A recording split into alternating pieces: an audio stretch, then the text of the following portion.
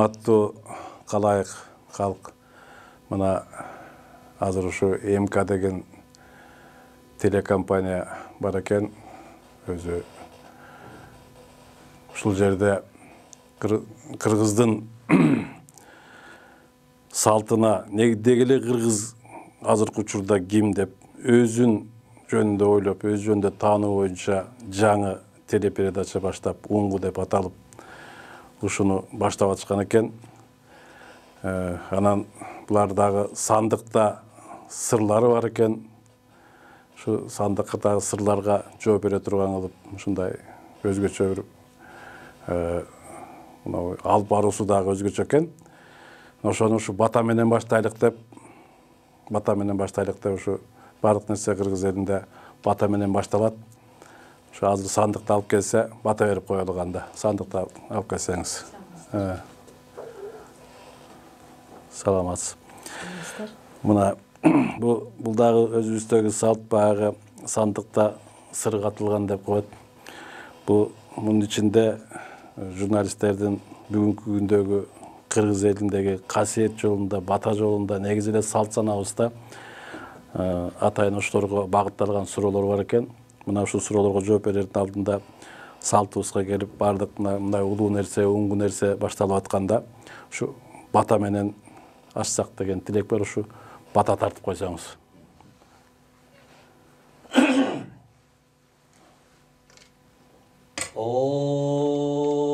Ойланайын жараткан, өзүңө сыйынабыз, өзүңө жалынабыз, өзүңө кайрылып улуу тилек кылабыз. Жангыр нөшөрлөп төгүлүп келгендей, ак бата жайылып келсин. Улуу элдин урпактарыбыз, улуу элдин урпактары уңгусун баштады. Улуу касиеттин дарый баштады. О жараткан, келечектеги муунга жол баштай турган убак келди. Ала тоо жери кыдыр жылоологон кызыр уялаган. Улукман даба берсе омайы аластаган. Ориясы асыр болуп ак бата жайган. Кыргыз эли касиеттүү эл, көрөңгүсү бай болгон, дилдери тунук болгон, ой дүнөсү баю болгон, айткан сөзү эм болгон. Бүгүн жамгыр менен жер көрөт деп, бата менен эл көгөрөт деп, ушу уңгу деген жаңырыкка бата берип коелук. Сыр сандыгын ап келди. Сыр сандыктын ичинде жообуна суроо берелик. О калайык калк, о калайык калк. Данышмандар, ойчулдар, орият этип эле бабалар өткөн. Бул жолдун чыйырысын улаган дейт, уңгусун улаган дейт, уюткугутун жандырган дейт, жамандыкты айдаган дейт, жакшылыкты жандандырган дейт, тазалыктын тагына уюган дейт, касиет болуп дарыган дейт, актын ээсин тапкан дейт, жамандыктан адаштырган дейт, жакшылыкка багыттаган дейт. Бүгүн тилегибиз оңунан болсун. Оңунан болсун, ооматына жалгашы болсун, касиетке улашы болсун, уңгунун уютку куту жанышы болсун, жан дүйнөнүн жарык болуп нурданышы болсун. Эй кыргыз эли, калайык калк, бүгүн данышмандар, ориялар тете бабалардын жолуна, чыйыр жолуна чөйлүк, чындыктын изине чөйлүк, түбүнөн түптөлөйлүк, тайдыбалыбызды бекемдейлик. Айткандай керегебиз кең болуп, айланайын ууктарыбыз узак болуп, түндүгүбүз анда касиет болуп, түбүнөн түптөлүп тургандай, эшигине кирип, ааламдын сырын ача баштайлык, агарып акка ие баштайлык, жамандыкты жакшылыкка оостурайлык, ооматка жалгайлык. О ата бабалар, ак бакай ата бата жайган дейт, көктөн тилеген дейт, көкүрөгүнө салганда дилдерине салган экен, тилине күрмеп койсо күй болуп айланган дейт. Күй болуп айланса санат болуп сөз болуп куралган дейт. Ал сөздүн күчү касиет экен. Ал сөз дилдерге салынган, тилге күрмөлгөн, күй болуп айланган, ак болуп жайылган, касиет болуп жалпы журт адамзатка оң бағытына бата болғын. Бүгін жинақтайлық, жинап бата берейлік, ағарып бата берейлік, көктен тілеп бата берейлік, келечек мұңға бүгін оңғыбыз аңда ұлансын дейлі, ұнытқы құтыбыз жансын дейлі, қырғыз қызырлы бел, өзіңдің ұлық өзіңді ағар дейлік. Ақтай жолың еме ашық болсын дейлі, қасиеттің ұлық болсын дейлі, келечек мұңға жол болсын да ағарған бата болсын. Амин. Жақшы. Мына еме бата менен баштап алдық жабаке. Еме сыр сандықты ашадық еме. Сыр сандықты ашыңыз. Оппа. Қана. Не деген сұрау бар екен. Бұл жерде мындай сұрау келіптір. Негізі тура Қырғыз елінде бата деген сөздің мааниси қандай дейді. Бұл сөздің мааниси жөнінде екен бата деген. Бата деген бұл ұлы ұйық нәрсе. Бата жаратқандан бұйырып келіп, дилдеріне салып, диліне күрмеліп, күй болып айланып, ой болып тоғышып, жан дүниесі байып, абалқы ұчырды түйіндірса, ал бата дейді. Бата негізі бата алушы, бата беруші болады. Бата дегенді ұйық сақтап, батаның қасиетін терең сезіп, ана баталап отқан кіші шындай бір ниетін түздіп, ойын түздіп, ниетін түздіп тұрса, осо берген кішіге көктен бата келіп құйылып, алған кішіге бата тиеткенді. Батаны дағы бұл батаны көпшілікке беру, жаны жұртқа беру. Батаны дегеле бүт неселе батаға сүрмес бе? Батаны наристе түрөсі дағы, батаны бешке түрөсі дағы, батаны 40 шығасы дағы. Дегеле бардық жағдайда күндігін көтерсе дағы, бардығы бата бойын башталады деген да. Біз ұшы Қырғыз елі ең жақшы ұңғы деген мұна телеканал жақшы алпарын апарасар, бұйырылса ұшы бардық несені бата менен баштасақ. Батаның қасиеті бар, батаның ұңғысы бар, батаның ұлық жолы бар, батаның чиыры бар, батаның Құдайға жақын көктен келген көкірге салған қасиетті ұйығы бар. Ошо жайып жіберсек, ошо дарып кетсе, анда еліміз оңылады, жұртымыз оңылады, келешек мұңға бата болады. Жапаканда бұл жерде берүүнүн өзүнүн аталышы да ушул жерде бата деген уңгусу эмне деген турат да. Маселе уңгусу да. Уңгусу баягы бата менен эр көгөрөт дейт да. Биз ушундан азыр алаксып калдык да. Көп баталар айтылбай ушу менен бата баштап. Ушунда бата дегенде сөздүн өзүнө кайрылсак да, азыр менде мындай ой келип атат ушу сиздин айтканда. Батады деген бир нерсени көргөндө жаңы нерсени ошону баала, анан ошол эмне экенин ата деген bir сөздөн куралган сөзбү дейм да, бир эле жеке сөз бар, сөздүн уңгусу. Ошо сиз айткан мааниге ошол келип атат да. Бул көргөндө мына сиз айтпадыңызбы, жаңы бала төрөлгөндө бата берилет, бир жака кетип атканда бата берилет, жолго чыкканда бата берилет. Дагы жана жаңы нерселерди, ар кайсы жаңы нерсени баштаганда, чогулганда, тилек кылганда бар жерде ошону бата берилет деп атпайсызбы? Ошондо муну уңгусу келип турган ошону, ошого баа бер, ошо эмне деген баа экен ошону атап бер деген сураныч окшойт да. Ушундай кабыл алсак болот экен да. Бата дегенди мен дагы өзүңүз айтып коюңуз. ыраазыбыздан да буга жооп таптык, жооп таптык. Мындай. Жакшы экен. Сыр сандыктан башлайбыз. Эми сыр сандыктын дагы бирөөсүн карайлык. Ачабыз.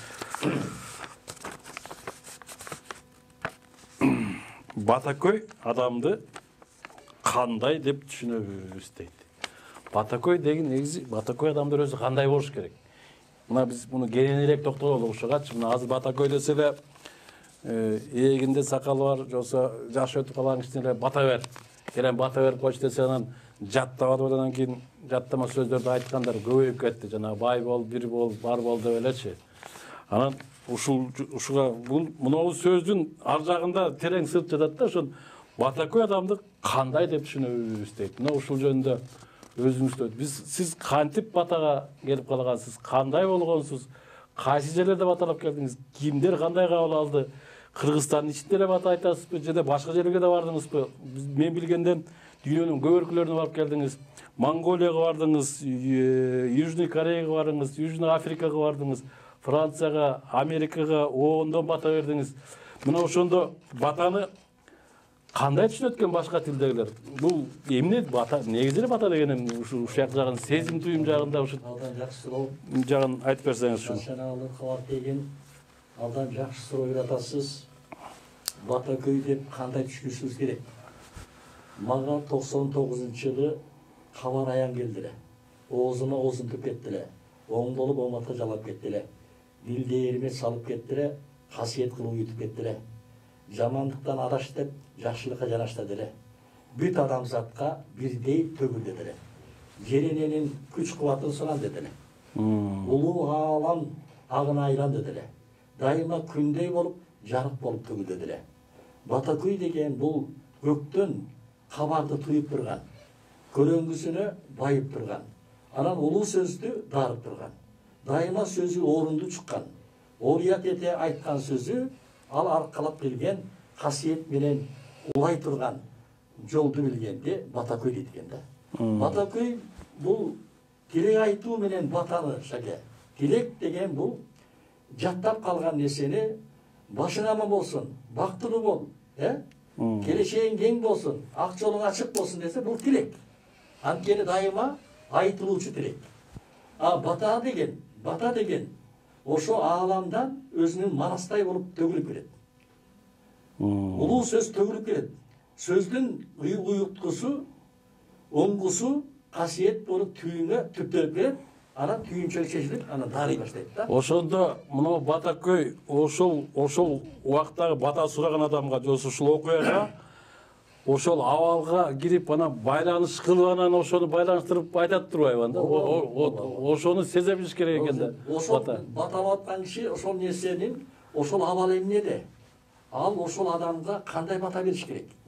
Ошол батанын баарын тең сен билбейсиң, бирок көкүрөгүңө ааламдан келип куюлуп жамгырдай болуп, айтпайбы? Жамгырдан нөшөлөп төгүлүп келип, жер көгүрөт атпайбы? Ошондой бата дагы нөшөлөп төгүлүп келип, ошо алакан жайып турган уул болобу, кыз болобу, үй бүлө болобу, ошого бата төгүлүп келет да. Мына ошондо бул бата. Демек ошондо жанагы урунтан айткан ошо ааламдан болобу же кандан болобу, ошого баягы бизге кагазда жазылбаган маалымат, аян деп коебуз го. Ошо аян менен берилет окшойт анда бата, Аян менен. Анан жанагы берки күнүгө айткан нерсе, мен эле тилек деп едиңиз, мына бул кыргыз элинде бул салт болуп деле калган, туура? Мындай жаман сөз айтпа, жакшы сөз сүйлө. Демек мурун ушу энелердин, улуулардын сүйлөгөнүн баары эле тилек экен да, жакшы тилек, Демек муну жашоодо керектүү баардын жакшы сөз сүйлөп жүргөн экен да. Эми ушул батаны мына сиз дагы жана эми эле санап өттүк, бир топ чет өлкөлөргө бардыңыз да.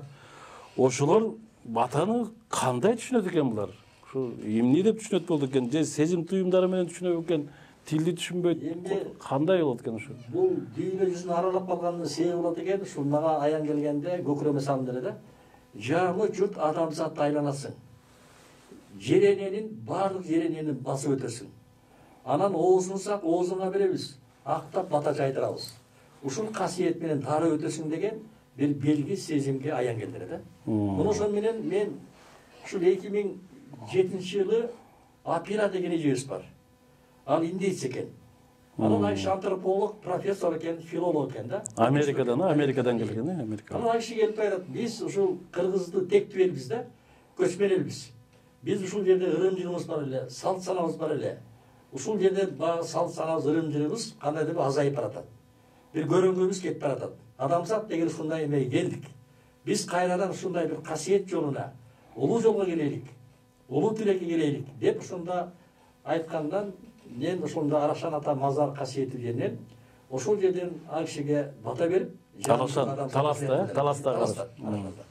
Анан ошондо ал киши айтты эле да, ушул эми түшүндү анткени мен багы азыр эле бата кылып аткандай, мага ошондо бир көкүрөгүмө салып, адамзаттын азыр кабал жөнүндө айтып берип. Адамзат жанагы табияттан ажырап баратканы, адамзат мейірімден ажырап баратканы, ыймандан ажырап баратканы, бөлініп баратканы, кайрадан биз ырым-жырымыбызды күчтөп, бир касиетибизди күчтөп, анан бир адамзатка бир оң буруш жасайлы деген тилек бата келди да, ал киши ушу жеренеге чөгүлүп мазардан, ыйык жерден чөгүлүп ыйлап, мына эми мен издегеним табылды. Котормос которуп атыр. Ошо менен мени айтты, бир убакта тилек кылабыз. Ошо тилек кылганда, эгерде проект өссө чакырсам келер билеңиздер. Анан Кудай буйруса, жол болсо барабыз да дедим. Каяк болсо. Биринчи жолу мен ошол жолдомом Кореяда болду да. Мына ошол улуу тилек менен ушу жол ушул жерде болдук. Кудай кааласа ошол жерден бир жакшы тилек кылдык. Анан кийин ушинтип Ак Илбис деген чыкты. Ак Илбисти азыр дүйнө жүзү колдоп атпайбы? Ооба. Ак Илбисти сактап калайлык, табиятыбызды сактап калайлык. Мына жер жүзүндө азыркы убакта мөңгү азайып баратат. Азыр суу таш болуп баратат. Табият өзүн ажырап баратат. Жан-жаныбарлар кырылып баратат. Биз ошон үчүн Ак Илбис экенин ыйыктык. Ошол ыз сактап калайлы деп, ошол Ак Илбис боюнча ошол дүйнөлүк оондогу Америкадагы оондо, ошол жерде Нью-Йоркто оондун имаратында. Бул жанагы сиз гана чет өлкөнү кыдырып барган себеп ушул экен. Көптөгөн мамлекетке бардык, алар азыр көнүп калды. Азыр барганда Кыргызстан дейт баштаганда. Мен ошол кыргыз болуп калганыма, кыргыздын урпагы болуп калганына абдан сүйүндүм. Мен ушул жанагы оондо бата берип, көзүмөн жаш акты эле да. 45 мамлекет бизди карап турат. Кыргыз да карап турат. Кыргыз жөнөкөй кыргыз. Барып алакан жайып, бүт адамзатка, бүт табиятка, бүт жаныбарга мээрим болсун Кудайдын, Кудайдын боорукерлиги болсун. Баарыбыз биригейлик. Касиетке уланайлык. Уланып уюттук кутту козгойлук. Дайыма жакшы жашоонун эшиги ачылсын деп мен бата бердим эле да. Ошондо ошол жердеги Америкадагы оондо модератор боло турган аял англичан. Ал жанымда которуп атат, мен айтып атам. Анан келип айтты. Сиздин деди сөзүңүз аябай орунду чыкты деди. Аябай Кудайга жакын чыкты деди. Бирок сизден башкача үн чыкты деди. Бул жандан чыкты деди да. Ошон үчүн мен ойлойм, кыргыз ушу кыргызга бата буйрган экен шаке. Кыргызга бата буйрган, мен ушул дүйнөсүн кыдырып жүрүп, батаны кыргыз берет экен деп калдым. Анткени мен өзүм көрүп атпаймбы? Бүт мамлекет чогулган жерде Кыргызстан дейт мени. Аягында Кыргызстан дейт. Анан барып кыргыз бата берет да. Ушу бата дегениңизде баягы 2015-жылы биз конференция өткөрүп атканда сиз ошо Южный Африкага барып келдиңиз эле. Ал жерде жана сиз могу Ак Илбистин мекени тоо боло турган болсо, Ак Арыстандыкы ошо Африканын ичинен Южный Африкада ошо Ак Арыстандардын мекени экенин ошого барып, анан ошол жерден бир аксакал, ошол кезде 90-дан ашып калган аксакал касиеттүү адам экен деп ошо жолукканыңыз жөнүндө, анан ал кишиге сиз бата сурасаңыз, сизге бата берген жөнүндө кызыктуу кылып айттыңыз эле, ошону бир эстеп коюңузчу. Эми кыргыз эли негизи касиеттүү эл экенбиз, улуу эл экенбиз. Оозунсак сөзүбүз келип, касиеттүү болуп дарыган эл экенбиз. Жамандыкты адаштырган, жакшылыкка жанаштырган, актай жайып бата жайган адамдар экенбиз. Эми ошондо Африкага барганда кичинекей, бою кичинекей киши экен. Фредо деген киши эле 95 деле киши. Мен анда 55 делем. Анан 95-45 деген, 55 деген ортосу 40 болот атпайбы? Анан элдердин баары ушундай баягы ошол кишиге кожонун колун кармагандай болуп келет экен. Баардык дүйнөдөгү чет мамлекеттер туристтер ошол кишинин өзүнчө бир клиникасы бар экен, ошол жерде гостиницасы бар экен. Анан ошол кишиге урмат-сый көрсөтүп, ушундай Африкада ыйын адам деп, ага кол берип, баягы очередке туруп колун кармайт экен да. Анан биз дагы ошол барып калдык. Анан мен катарда турат элем, ак калпагым бар, ак чапаныбыз, кыргыздын улуулук баягы салттуу кийимибиз менен өмүрлүү болду. Ömrünüz uzun olsun.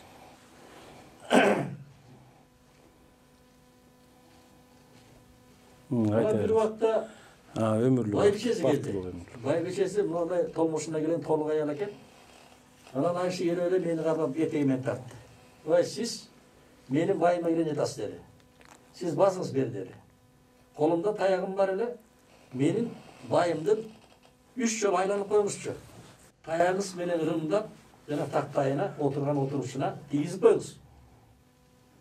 Анан мен айттым, эмди биз ага алыстан келдик. Айша аксакал киши. Ал киши ийгил киши. Бүт дүйнө жүзү ошол жерге келип ал кишинин колун кармап атса, ызаат кылып атса, анан мен айланып калганым кандай болуп калды экен дедим. Десем, мен айтып атпайм деди. Мен айтып атам. Мен ошо көрүп атам сизде. Сизде бир чоң касиет бар экен. Ошол мен касиетиңизди көрүп айтып атам. Менин суранычым бул деди. Анан котормошум айтты, байкемди ушундай бир суранып аткандайын аткарып коюңуз эми деди. Анын кыйын жок деди. Мейли деди, мени очереттен алып сууруп чыгып, ишине киришти. Кичинекей эле ишеген, алдагы кичинекей кыздай эле ишеген, кичинекей эле. Анан отуруп деп. Киргенде эле баягы мен баягы Айланайын Ала Тоо жеринен келдим. Кыргыз элинен келдим. Кыдыр жылоолоп өтөйлүк, кызыр уялап өтөйлүк. Улуктан таба берсе, умай алыстасын дейин. Олиясы асыр болуп, алакан жайып батасын берсин дейин. Ушул аксакал 95 экен, дүйнө элине ыйык болуп тагында отурган экен. Сураныч менен кирип келдим. Анда мен менен кошо аркалап турган касиет чогуу болгула. Анда актай болуп айланып коелук. Ак батасын жайып коелук. Тегеленип, теңдеп коелук. Тегиздеп жараткандан тилеп коелук дедим. Деп эмесе менен тиги адам жүгүнүп атырып отуруп отурганда Айше абдан көз ачык киши экен да. Көрүңүзсүз бай өзү кыска сүйлөгөн, мындай туруп эле күлүп турат экен. Анан күлүп эле айтты, мен сенин деди, тооңду көрүп атам деди. Улуу тооду көрүп атам деди. Карагай көрүнүп атат деди. Анан аппакай суудун акканы көрүнүп атат деди. Бир убакта жаздай болду да, жамгыр нөшөрлөп көгөнүп атат. Анан жайдын ысык аптабы атат. Анан ысык аптабыдан күз, анан түшүмгөр бышып, жыйналып атат. Анан кышында апакай кардай кылып актап коюп атат. Деп ушинтип айтты, котормосун отуруп атат. Туура деди, кабыл алып, туура дедим, ошондой элден келдим дедим. Анан мен сурандым. Атайын суудун океан тияктан келдим эмди. Жердин түбүнөн келип да. Анан айланайын, аксакал. Мен эми балаңыз болом. 55'teyim anda. Ben az 60'a geldim. 5 yıl болчу. Ben 55'teyim. Siz 95'te kez. Ben çoğ atam ile teң kez. 20 yaştan ölgönde. Bizde Kırgız'da salt var. Ulululardan batalmay. Siz batağınızı beriniz. Elime beriniz. Uşu surat durgan maga beriniz dedim. Anam ayvay jılmaydı. Güldü. Anam iki jağın karadıдағы ушундай улуу касиеттүү Кудайдын сүйгөн жеринен келипсиң. Абдан касиеттүү элден келипсиң. Барын көрдүм балам. Бирок арстанга маймыл бата бере алабы деди. Анан ошондой чоң деңгэл касиетте турсаң, менин сөзүм деле ага жетпейт. Сага Кудай батасын берсин деди да. Мына ошондой сөздү бул мага эмес. Бұл Кыргыз елиме берди. Кыргыз элимдин улуулугун, баалуулугун, өзөгүнүн таза экенин, Кудайдын сүйүктүү экенин, мейирман экенин, бабалардын касиетине а киши көрүп туруп берди да. Кыргыз элиме берди. Демек, мынабу касиет баягы ааламдан алынат дегендей, ааламдын чындыгын Африканын аксакалы мойнуна алып айткан экенден да. Ошондо биз кыргыз өзүбүздүн улуу экенибизди башка дүйнөнүн касиеттери да билет экен да. Жакшы нерсе. Сыр сандыкты ачалык эми. Эми дагы ачалык эми дагы.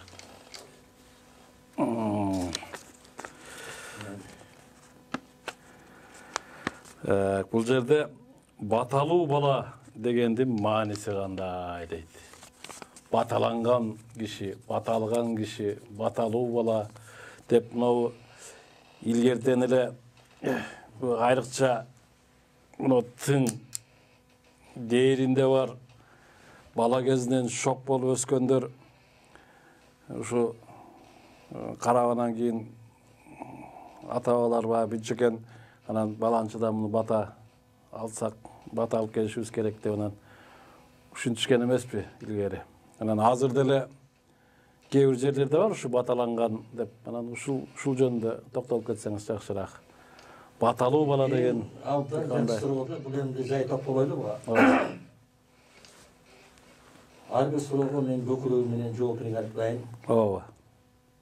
Көйдөнгө салып турса, касиетке дарып турса, байыркы бабалардын изин улап айтайын, улуу жолдун чыйырын чындап айтайын, чындыктын исине багыт алайын. О калайык калк. Бата деген темада, бата деген касиет жөнүндө баарлашып атат.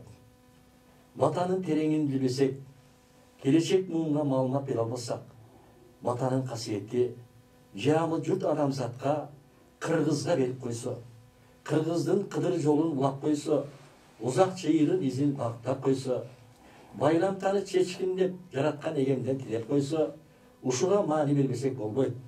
Баталуу бала шаке, баталуу бала дейт, бешикке бөлөгө деп ата берет. Батаны мен эт айтып койдум.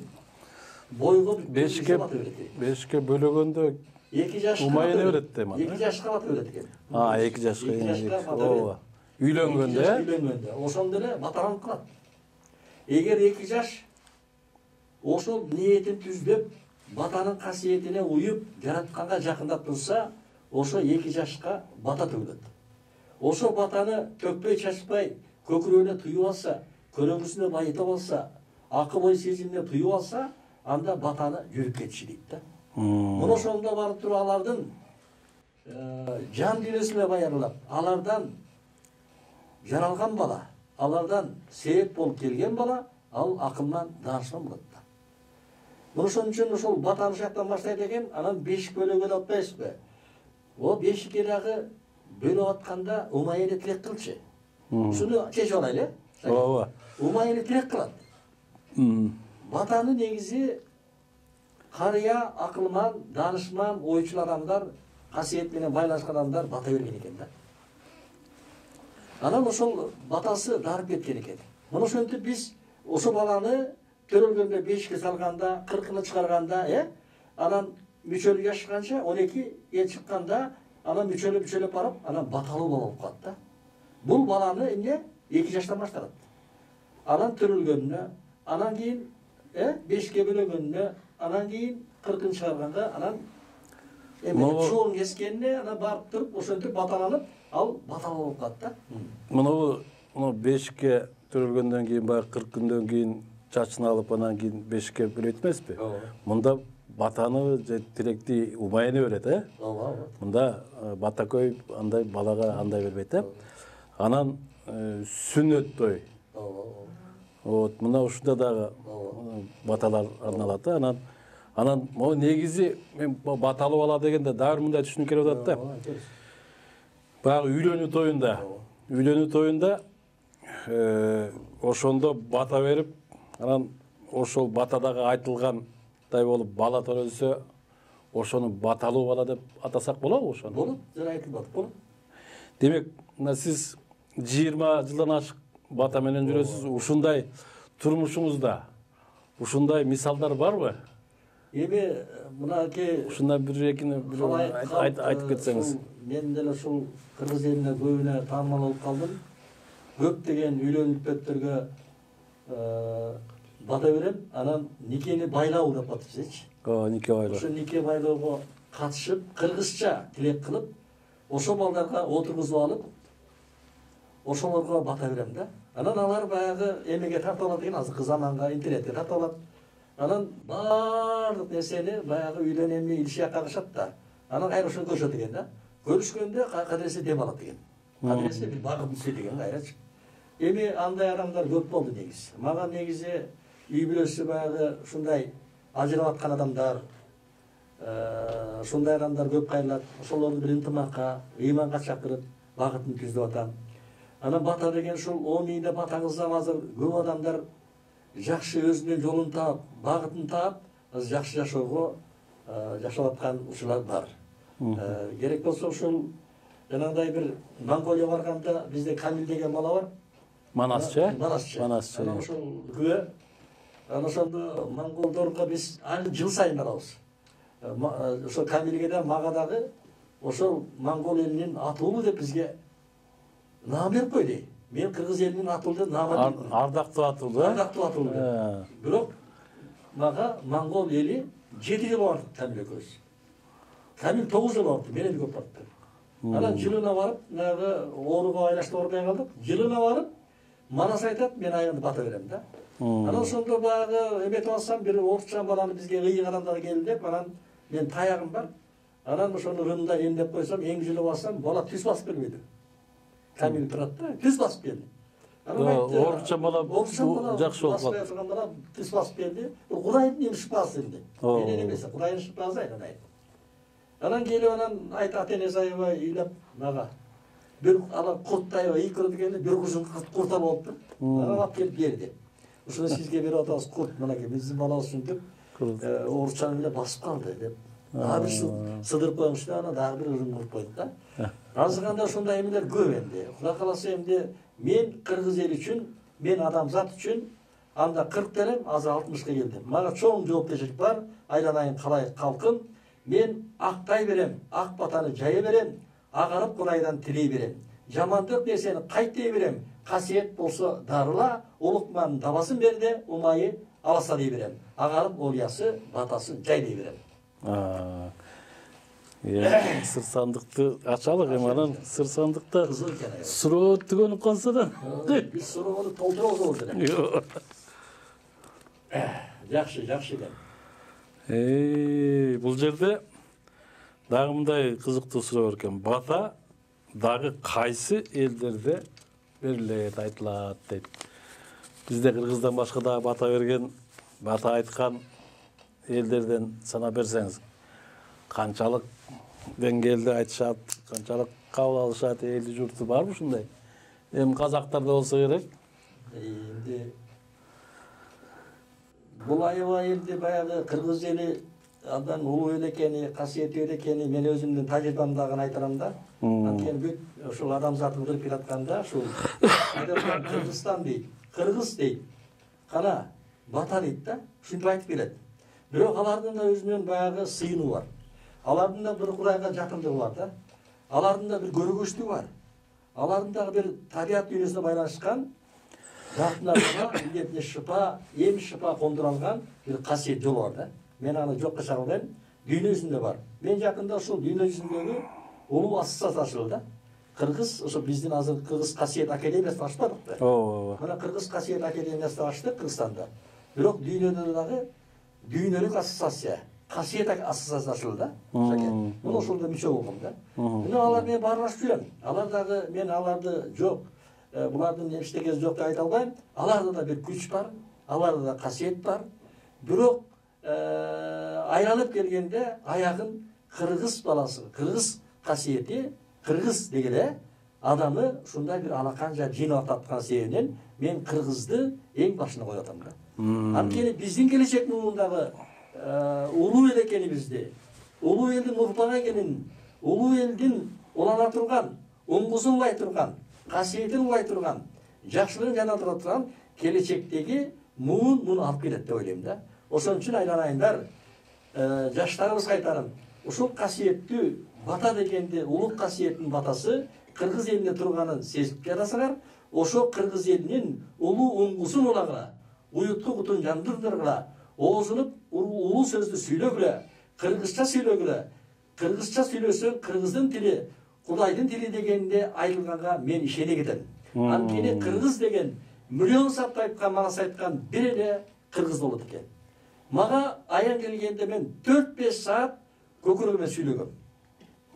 Жаңгырдай төгүлүп. Ошон үчүн бизде айланайындар, калай айткан чоң бир улуу нерсебиз бар. Ушул улуу нерсебизди сактап калайлык, өзүбүзгө келейлик, өзүбүзгө келип, өзүбүздүн үрп адатыбызды, салт санабызды, каадан наркыбызды, жолубузду улап кетейlik.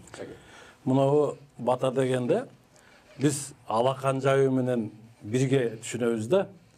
Анан кээ бир элдерде могу алакан жайуу деген болбойт экен да, жакшыраак. Мисалы үчүн мына жанагы мурун Союзда өсүп чоңойдук тост айтылганда стакан бирок жакшы сөздөр тилектер айтылат да, туурабы? Бирок стакан менен. Мисалы үчүн орустардыкы деп коелук да. Мен баягыда бир Южный Кореядан бир балдар келген экен, мен бата айтып койсом, биз дагы бата беребиз дейт. Анан бергиле десем, өздөрүнчө айтып эле, анан мындай эч нерсе мынтип мындай алакан менен мынтпейт экен да. Эми казактардагы бир тууган элибиз аларда бар. Анан башка элдерде, мисалы үчүн мен мурун чечендер менен жүрдүм эле, аларды деле жакшы айткан менен аларды деле бата мындай алакан жайып, анан моундай кылып тосмой деген жок да. Могу арабтарда деле жок болсо керек. Мунул алакандын эмне өзгөчөлүгү бар мынау? Эмне үчүн ушинтип бетке тартыш керек? Же мунун кандай бир касиети бар мунунчу? Ушуну ачып берсең боюнча мага өзүмө баягы эмди мага жанагы кум куюп кеттир, дарып кеттир дейт го. Ошондой эле болду. Мен баягы ушундай улуу сөздөр билбечимин да. Анан мен ушул эртең кечинде саат 8-9 айланасында ушундай бир жаңгыр нөшөрлөп, шамал болуп, анан ушундай бир үн менен келди да. Тимел азыркы оркестр бар го, кыл кыягы да бар, комузу да бар, бүттүгү бар го. Ошондой табияттын өзү музыкасы бар экен да. Табияттын өзүнүн дауышы бар экен да. Табият өзү сүйлөйт экен да. Ошентип мага келип эметти эле да. Ошондо мага аян менен бергени, мен кыскартып айтайын, аябай көп узак. Ошондо сиздин сурооңузга мен бата жайган киши моундай чогултуп берет. Мен дайым ушинтип берем да. Ана көп киши мага айтат да, сиз бата бересиз, минтип бербейсизби депчи. Минтип тосуп алат. Батаны минтип жайып берет берген киши. Мына чогултуп берет. Мынтип чогултуп берет батаны. Тоскон киши мынтип тосуп алат, ылдый болуп туруп, мына. Ногулат атып көрбөйсүз, ногу мына чыпалагыбыз, мына каш турган мынакей, көрөсүзбү? Ног каш деген каш сүрүлөт мынакей. Мына, мен айтайын, мына каш турат, көрөсүзбү? Мына көрөлү. Каш мынакей келет. Каш келет да, бешенин үстүндө турат мына, Анан каш менен чыгып, мына кеттиби? Анан бешене келет. Анан моундай кылат мына. Көрөсүзбү? Мынтип туруп анан мындай кылып мына. Мынтип кылат. Мына, бул ошол батаны жүзүнө тартып ал дегени, жана батада айтат го, бата берип атам. Ой түйрөнгө байытып ал дейт, Дил дээриңе салып ал. Агарып акка жалгап ал. Жамандыктан адаштыр, жакшылыкка жанаштыр ал дейт го. Анан ошондо баары сөзү жүзүнө тартып, мына бешенеден тысына каш келет, анан мына туруп, анан мындай кылып туруп, анан мына көрөсүзбү? Кол үзүлбөшүн экен, анан мынтиш керек экен. Мына ушул нерсени туура суроо бердиңиз да. Ушул нерсени биз коомчулукка, келечекке деген муну айтышыбыз керек. Мына ушуну менимче башка элдер ушунун маңызын түшүнө албай турушат да. Мына мисалы үчүн жүзүңө деп атпайсызбы? Жүз бул баш деген, башчы деген сөздөн да туурабы?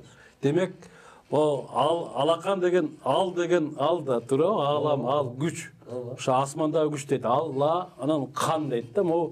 Мына жердеги бармакта эмне үчүн илгертен могу жазуу жок кесиде бармагы бастырса, бирөөнүн бармагы бирөөнүн окшобойт да. Могу дактилоскопия деп коебу, бир нерсе илимде ушундай нерсеси бар, окшобойт да. Анан алакан деп. Карасаңыз ушунун демек муну бирин окшобогонун, анан ар бирине ошол тияктан ааламдан алынган канга сиңип, ар бирине жекече тиерин ушу. Анан ошондо кантип тийгизди бияка, моундай кылып, мына баш менен, бул башта мээ бар да.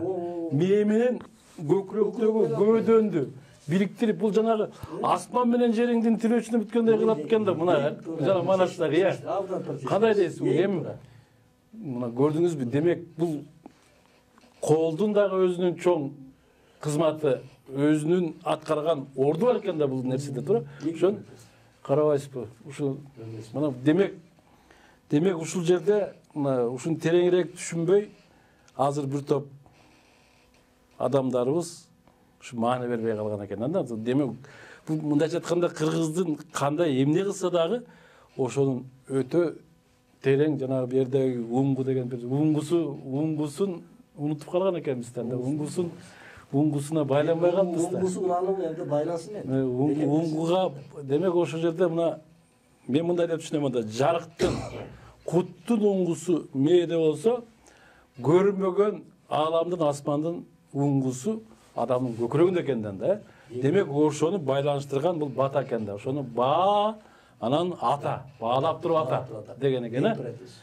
ойбой, жакшы нерселер болду, жакшы нерселер болду. Эми ушул бата Кыргызда илгертен бардыгы бата менен баштап, бата менен жыйынтыктайт. Бирок ушу батанын, мына кыргыз эли өзү, мына да кыргызда мындай сөз бар. Алакандай кыргыз эли дейт. Алакандай кыргыз эл, касиеттүү кыргыз эл дейт. Мына кыргыз эли негизи баары эле касиет. Ушу касиет дейбиз бардыгы. Ушу касиеттин ичиндеги батанын орду каерде болду экен, ушуну дагы көпчүлүктөр түшүнбөйт, ушуну айтып койсоңуз. Касиеттин ичинде батанын орду. Эми турайдас абдан жакшы сурап атасыз. Ар бир касиет бар да. Ооба. Ар бир касиет бар. Бизде Кыргызда куучу, жайчы, эмчи, домчу, аянчы, кошокчу, эми касиетке манас деген манасчы, Ооба. төкмакын баары келет. Бизде дагы көптөгөн касиеттүү кырлар бар да. Ошонун ичинде бир касиеттин кыры ошол батада. Эми баары айланып келип, ошонун баарын тең ал касиетин аткарган менен баары жыйнактай турган бата экен да. Демек бата башында дагы, жыйынтыктоочу дагы, баштоочу дагы экен да. Баштоочу дагы, аягында жыйнактоочу да бата экен да. Ошон үчүн батанын негизи, аябан негизи улук коюш керек го. Ошон үчүн биз жанагы кыргыз касиет элекет эмес деп шаке, мына жаңы журтка жана салып атабыз. Кече кыргыз касиет элекет эмес, талас ачылды. Мына азыр эртең буюрса чүй обосу ачабыз.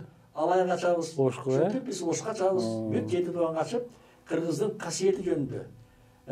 Нукура өзүнүн касиети өзү кандай болгон? Ушул боюнча мынакей өзүңүз шаке шалтап атасыз. Мынакей ачтыңыз эле баягы оңгусун эмди улантабыз эми буюрса. Ошол бата дагы ошол жердеги орну чоңгу дейм. Ошол жыйнактаса дагы бата, баштап берсе да бата болот байбы. Мынабу азырда, мына азыр айрыкча жаштар негизи жаш эмес, андан жогору деле. Мына биз бала кезден билебиз да, эртең менен тургандан кийин дасторконго жалпы чогуу отурат эле да, мындай ата-эне менен барып, анан ошо ата бата менен баштап берет эле. Баштап бата, анан кайра бата менен жыйынтык бүткөндөн кийин минтип жыйынтыктап турат эле. Ошондо баардыгыбыз тең ошол нерсе күнүгө ошол болсо, биринчиден тартипке, иретке көнөт экенсиң да. Анан ошол жерде карап турат экенсиң. Ошо жана сиз айткандай, ошол баталангандан кийин ошол нерсе кечке чейин ошо мээңден чыкпай, анан ошону эстеп ушундай жүрөт экенсиң да. Эми ошону азыр бу азыр заманбап тиги андай мындай деп ошондон ажырап кеттик эле. Азыр ошонун мына эл жерибиздеги көп нерсени түшүнбөй ушунун алыстап кеткенибиздин себептеринин бири дегенге кошуласызбы? Бул эми шаке моңдай да, могу сиз айтканда азыр ар бир кыргыздын үйүндө бата бериш экен да.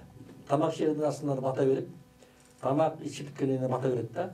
Ошол ар бир өзү түркөй атпай тамак ичип, ошондо ирет келет элек да. Ошол батада улуу сөз айтылат да.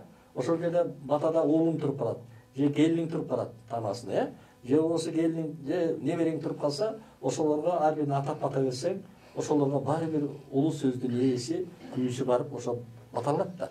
Эгер ошол нерсе иреттелип экенбиз, ошон үчүн биз батаны сәткөн эң турада дайыма ушул баардык үйдөн эле эмес, дайыма иш-чараларда биз бата берип эле атпайдык.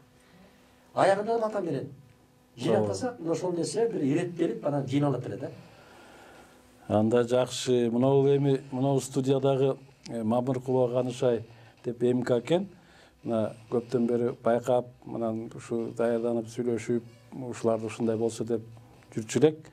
Анан мына Кудайга шүгүр ушу мынау менчик жекече журналисттер кыргыздын улуулугуна өтө чоң маани берип, аны ушундай уңгулуу, улуу ишти баштаганына жараткандан миң мертебе ыраазычылык болсун да. Бизде ушу дагы баягы бата менен баштадыңыз эле.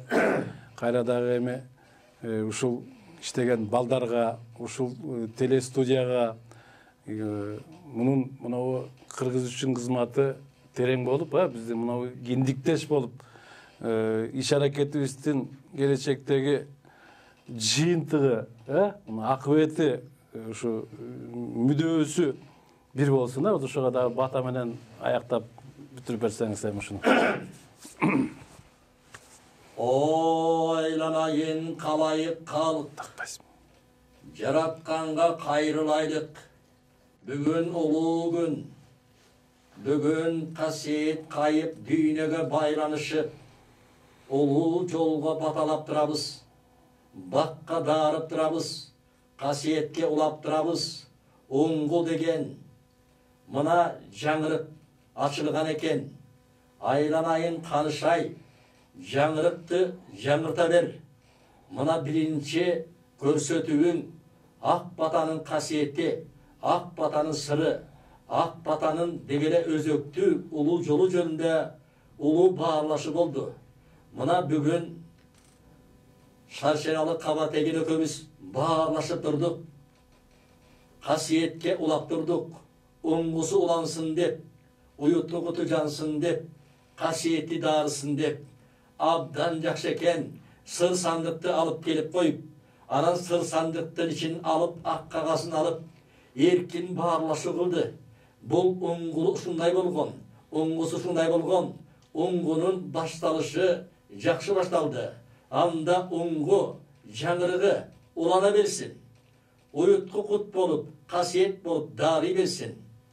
Жамандықты адаштырсын, жақшылықты жанаштырсын. Тазалық қасиетке еғылсын. Қырғыздың ұлы өзөгін ақтап шықсын. Жамы жұртқа жариялып шықсын. Оба, қырғыздың түбі түптүел, пайдуалы бекемел, көрінгісі байыл, Дилдеріне салып қойса, тилине гүрбеп қойған, күй болып айланып қойған, ақ болып жайылып тұрады. О, қанымызда қасиет бар. Бабаларымыз бүгін оңғы деген мынакей жарнақ жеріне келдік. Қанышай деген қызымыз Қанекейдің атындай. Айланайын қызым, жаңы ой, жаңы қасиет менен улап шықтың. Батаны атайын шақырдың. Таластан өтмөктен өтіп келдім. Төу ашыдан түшіп келдім. Аралап мынакей оңғыдаға, оңғының қасиетті жері, жаңырық жеріне түш келдім. Қалың жұрт, қалайық ел, мына біз бүгінден баштап, жамы жұрт еліне адамзатқа үлгі болайдық. Біз қасиетіміз менен, салт санамыз менен, нарық нұсқамыз менен, үрп адатымыз менен, оғлиялық дарысмандық ойшылдығыз менен, кемеңгерлік дүйнөс менен, адил тазалығыз менен, намыскөй ержүліктігіз менен, тазалықтың тағына ұйып қалайлық. Жамы жұртқа, адамзатқа ақ бата жайып қалайлық. Оңғы анда бұл берісі бүт аламға шықсын. Қырғыздың қандай ел екенін, қандай қасиеті бар екенін, жерінерден күш алғанын, аламдан сыр алғанын, аяр дүйнөсі биік, адамзаттың өзөгін түздеп тұрғанын білгіскіл айланайындар. Анда оңғылыз улансын дейлі, ұйытқылы құтымыз жалсын дейлі. Амин.